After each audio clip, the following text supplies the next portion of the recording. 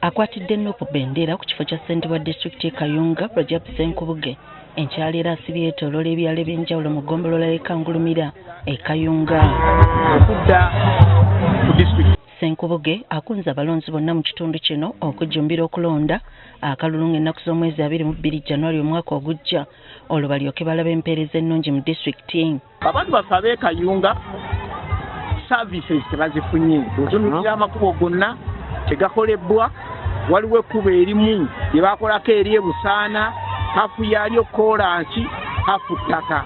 Ono era akunze abalonzi obutatunuulira bantu balala bonna bwe bafuganya ku kifo kino okuggyako abalina bendera ya Nopu. Abantu bonna bakiwagi bano simanyi nzijidde kasepiki temubatunuulira.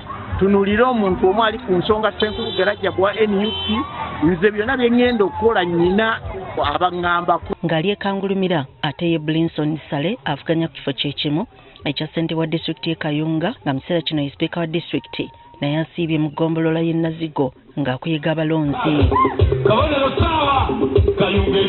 Blinson asuubizza abatuuze nti ekibbattaka ekibatawaanya kyakufuuka lufumo mu kisanja ekijja singa banaamuyiira obululu mu kulonda okujja. Ekibbattaka abakulembeze okwekobaana n'abantu abamu ne batwala ettaka ly'abantu ebyo byonna oyo kasasiro alinako mu kisanja kino. Okwebulankanya kw'abasawo mu malwaliro ga gavumenti naddala mu nnaku za wiikendi waakuluma n'ogw'engulu.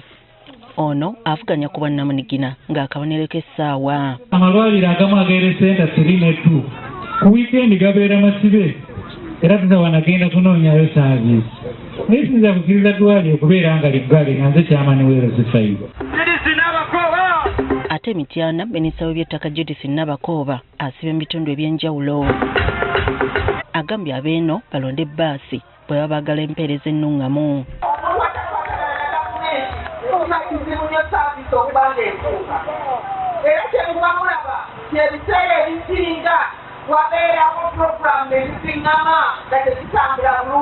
Nabakooba agamba wadde tabadde mubaka byakoze birabwako.